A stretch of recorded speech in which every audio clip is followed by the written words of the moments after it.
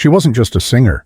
She was a force who could master anything she touched: rock, country, mariachi, even opera. Linda Ronstadt's voice has been described by critics and fellow musicians as one of the most technically flawless in all of popular music. Over the course of her career, she sold more than 100 million records worldwide, earned 11 Grammy Awards, and secured her place as one of the most successful female artists in history. But Linda's story was never just about platinum records or sold-out tours. Behind those clear, powerful vocals and unforgettable eyes was a purist, a woman determined to work only with artists she respected and admired. She collaborated with legends, championed unknowns, and never hesitated to call out phonies in the business. From her beginnings with the Stone Ponies in the 1960s to her final performances before Parkinson's disease stole her ability to sing, Linda lived by one rule: music must come from truth. For decades, stories have circulated about the artists she valued most. Now, through interviews, studio memories, and private reflections, we can uncover the 6 musicians who earned Linda Ronstadt's admiration, not just as colleagues, but as true artistic equals. And number 1 on this list may surprise you, because it wasn't a rock star at all, but a man whose influence transformed her career in ways no one expected. At first glance, Linda Ronstadt and Neil Young seemed like an odd match. He was the unpredictable rocker, forever changing direction from album to album. She was a perfectionist, known for spending months perfecting her sound. But sometimes opposites create extraordinary music. Their connection began in the early 1970s. Linda was searching for something beyond her folk rock roots when she first heard Neil's Heart of Gold. She was struck by its raw honesty, so different from the polished California sound dominating the radio. When producer Elliot Mazer introduced them in the studio, Neil was skeptical of Linda's mainstream success. Could a pop star really handle his brand of authenticity? Linda silenced him with her version of Love is a Rose, so stripped down and heartfelt that Neil reportedly sat speechless. What Linda admired most was Neil's complete disregard for commercial expectations. While others chased radio play, he followed instinct, even when it baffled record executives. Session players recalled how his ragged, unpredictable guitar pushed Linda to loosen her own delivery. Engineer Tim Mulligan remembered her studying Neil's phrasing for hours, trying to capture his conversational tone. Neil, in turn, respected her gift. He once told Rolling Stone that Linda could make any song sound important, a rare compliment from a man known for his blunt honesty. If Neil pushed Linda to take risks, Emmylou Harris became her closest confidant. Together with Dolly Parton, they formed Trio, one of the most beloved collaborations in country music history. Their story began during the making of Emmylou's 1975 album Elite Hotel.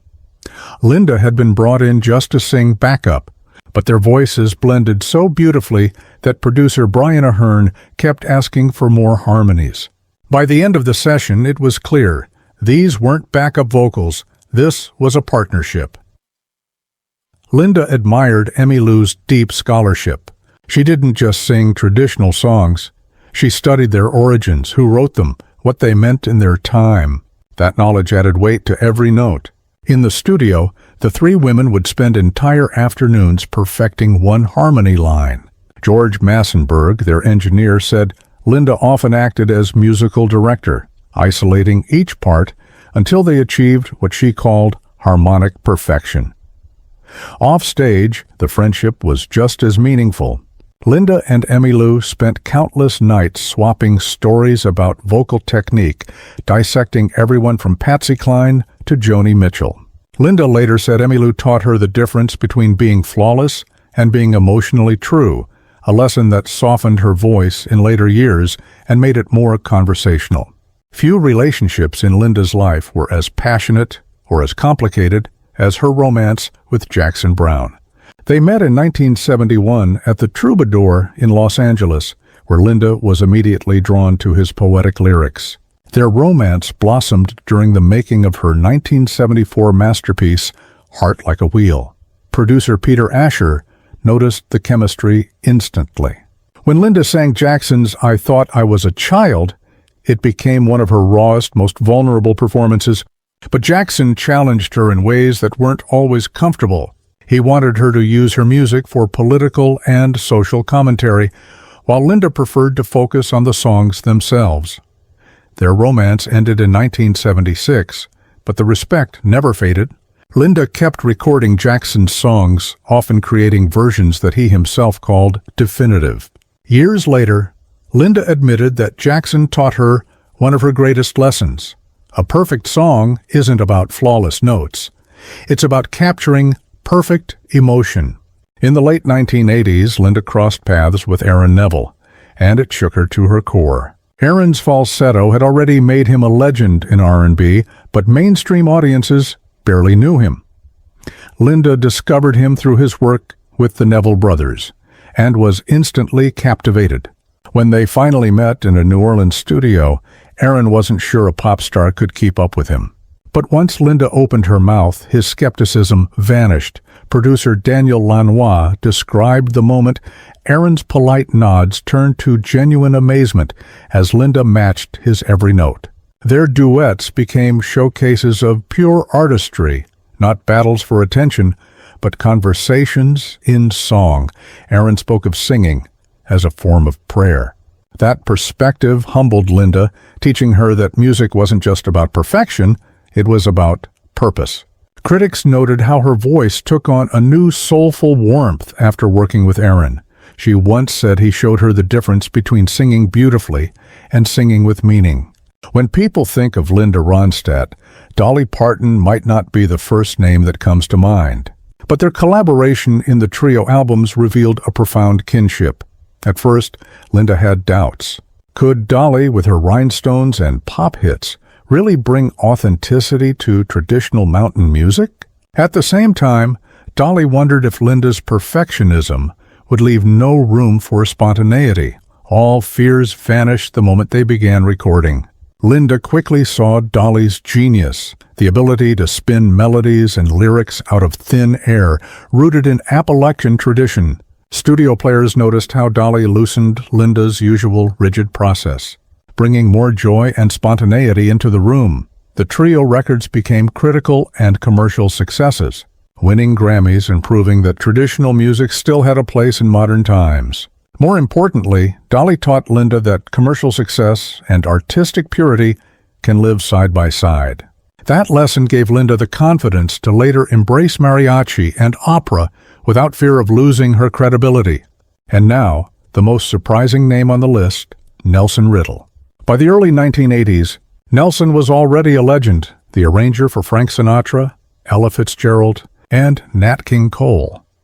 When Linda approached him in 1983 to record the Great American Songbook, many thought she was committing career suicide. Their first meeting was awkward. Nelson, then in his 60s, doubted that a rock star could handle his sophisticated arrangements. Linda worried she wasn't refined enough. But the moment they began recording, magic filled the room. Producer Peter Asher remembered watching Nelson's lush orchestrations unlock something entirely new in Linda's voice. Her power was already unmatched, but Nelson taught her subtlety, timing, and phrasing. Together they created 3 albums, What's New, Lush Life, and For Sentimental Reasons, that became both commercial and critical triumphs. Musicians from those sessions recalled the respect flowing both ways. Nelson, famous for his high standards, rarely praised singers, but he told colleagues Linda had the best natural voice of any singer he'd ever worked with.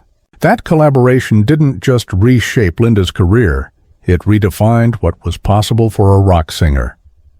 Linda Ronstadt once said that Nelson Riddle showed her the greatest truth of all, that real music is timeless, and a great voice can sing anything. That fearless philosophy guided her into mariachi, opera, and beyond, from Neil Young's raw honesty to Emmylou Harris's scholarship, from Aaron Neville's spirituality to Dolly Parton's joy.